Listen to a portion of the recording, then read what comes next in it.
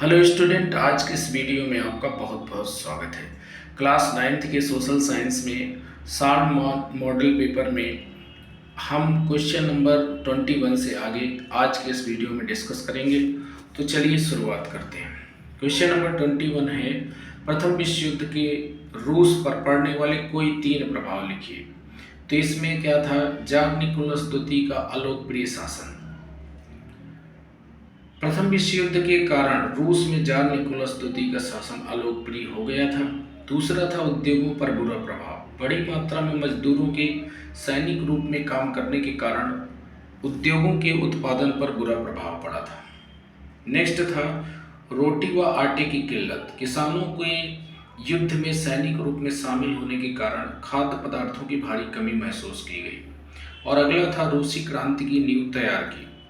प्रथम विश्व युद्ध से उत्पन्न असंतोष के कारण रूसी क्रांति की नींव तैयार हुई, जिससे बाद में रूस कैसा हो गया, समाजवादी देश बन गया। क्वेश्चन नंबर 22 है, रूसी क्रांति के दौरान उदारवादियों एवं आमूल परिवर्तनवादियों यानी रेडिकल के विचारों में कोई 3 अंतर लिखिए। तो उदारवादी क्या चाहते हैं, नागरिक स्वतंत्रता के समर्थक हैं। उदारवादी विचारक नागरिकों की स्वतंत्रता में यकीन रखते थे। धार्मिक समानता का अधिकार, जो उदारवादी हैं विचारधारा के समर्थक सभी धर्मों की समानता व बराबरी के समान पक्षधर थे।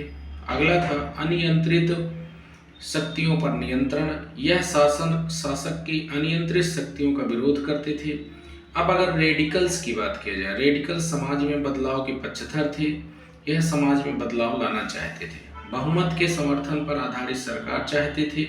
यह देश की जनता के समर्थन पर आधारित सरकार के पक्षधर थे, जिसे बहुमत का समर्थन प्राप्त हो। संपत्ति के कुछ हाथों में इकट्ठा होने के विरोधी थे। रेडिकल्स बड़े जमींदारों तथा उद्योगपतियों के विरोधी थे। ये संपत्ति के एक वर्ग के पास संकेंद्रण के विरोधी थे। इसी में अथवा करके क्वेश्चन है, रूस में स्टालिन का समूहीकरण का कार्यक्रम क्या था। तो समूहीकरण क्या है, समूहीकरण का अर्थ है छोटे खेतों तथा निजी खेतों को मिलाकर एक साथ लाना था, जिसे समुदाय या सरकार द्वारा नियंत्रित किया जाएगा। नियोजित अर्थव्यवस्था क्या होती है, नियोजित विकास की रणनीति के तहत जो अर्थव्यवस्था किसानों को सामूहिक खेती पर काम करने का आदेश दिया गया, ये थी नियोजित अर्थव्यवस्था। साझी खेती तथा लाभ का आपस में बंटवारा किया जाएगा। जो भी प्रोडक्शन होगा उसे आपस में बंटवारा किया जाएगा। जैसे विरोधियों का शक्ति से दमन किया गया। स्टालिन ने क्या किया कि इसने अपने विरोधियों का बहुत शक्ति से दमन किया। अनाज उत्पादन में वृद्धि करना, इसका जो कार्यक्रम था कि अनाज के उत्पादन में वृद्धि करना था, जिससे अनाज की कमी की जो समस्या है उसे दूर किया जा सके। ये कुछ चीज़ें थी जो कि स्टालिन ने क्या किया था, सामूहिकरण कार्यक्रम, यही सामूहिकरण कार्यक्रम था।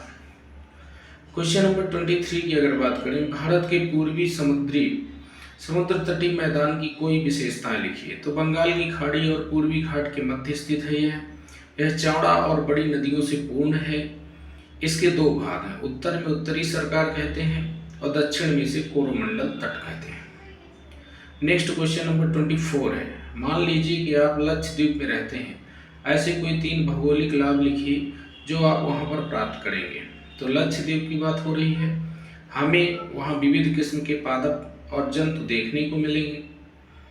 दूसरा है, लक्षद्वीप समुद्र से घिरा हुआ है, जिससे हमें समुद्र तट घूमने का अवसर मिलता है। मूंगे की चट्टान देखने का अवसर मिलेगा, क्योंकि ये जो लक्षद्वीप है मूंगे की चट्टानों से ही बना है। क्वेश्चन नंबर 25, कोई 3 कारण बताइए कि मैक्सिको के चुनावों को लोकतांत्रिक क्यों नहीं माना जाता, जबकि वहाँ 6 वर्ष के नियमित अंतराल पर चुनाव होते रहते हैं। तो ये जो यहाँ की PRI इंस्टीट्यूशनल रिवोल्यूशनरी पार्टी सत्ता में हमेशा रहती है। यह लोकतंत्र के सिद्धांत के खिलाफ है, जिसके कारण क्या है, एक ही पार्टी की तानाशाही है।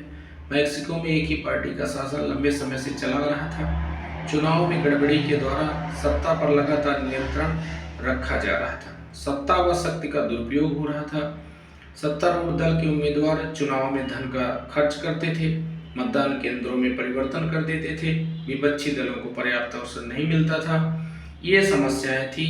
इन समस्याओं के कारण हम इसे, जो मैक्सिको है, वहाँ के चुनाव 6 वर्ष के नियमित अंतराल पर होने के बावजूद हम इसे लोकतांत्रिक नहीं कहेंगे, क्योंकि यहाँ एक ही पार्टी शासन कर रही है और शक्ति का दुरुपयोग किया जा रहा है।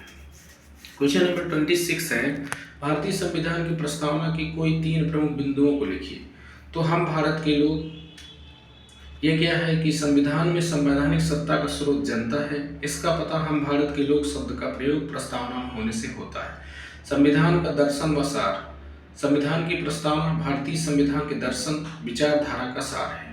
अगर हमें संविधान को समझना है तो उसका सार तत्व प्रस्तावना से ही मिल जाता है। संविधान के उद्देश्यों और आदर्शों का प्रतिबिंब, संविधान की प्रस्तावना हमें संविधान के उद्देश्यों व लक्ष्यों से अवगत कराती है, जिसे प्राप्त करने का प्रयास हम संविधान के द्वारा कर रहे हैं।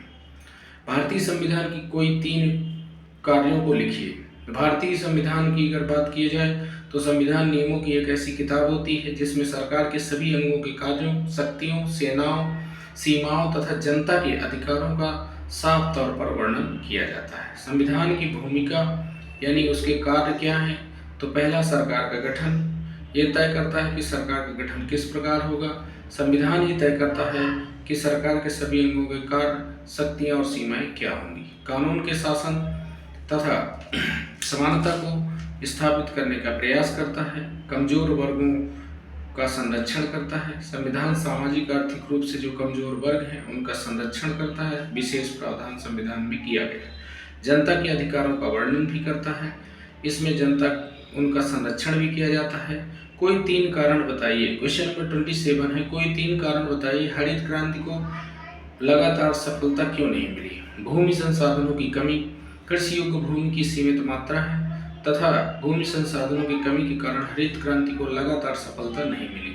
संसाधनों का असमान वितरण, हरित क्रांति का लाभ बड़े किसानों को हुआ जिनके पास बड़ी जमीन तथा संसाधन थे।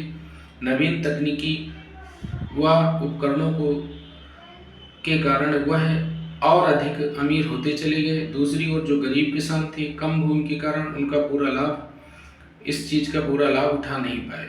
बढ़ता कर्ज, नवीन उपकरणों व बीजों, रासायनिक खादों, कीटनाशकों का प्रयोग करने के लिए गरीब किसानों ने कर्ज लिया। फसल का उचित मूल्य न मिल पाने व फसल की तबाही की स्थिति में किसान कर्ज का बोझ बढ़ता चला गया। क्वेश्चन नंबर 28 है, स्पष्ट कीजिए बेरोजगारी के आर्थिक व सामाजिक बुराई कैसे है।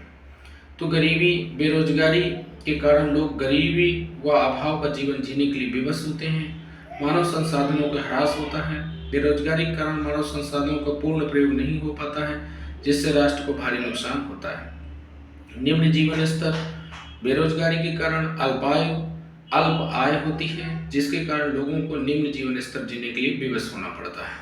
राष्ट्रीय आय व प्रति व्यक्ति आय में कमी, बेरोजगारी की बड़ी मात्रा के कारण राष्ट्रीय आय व प्रति व्यक्ति आय में कमी होती है, जिससे राष्ट्र अल्प विकसित रह जाते हैं और सामाजिक असंतोष उत्पन्न होता है।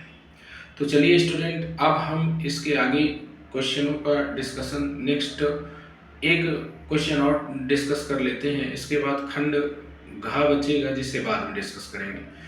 तो ये क्वेश्चन है, भारत में अथवा करके है, भारत में बेरोजगारी समाप्त करने के लिए कोई 3 उपाय बताइए।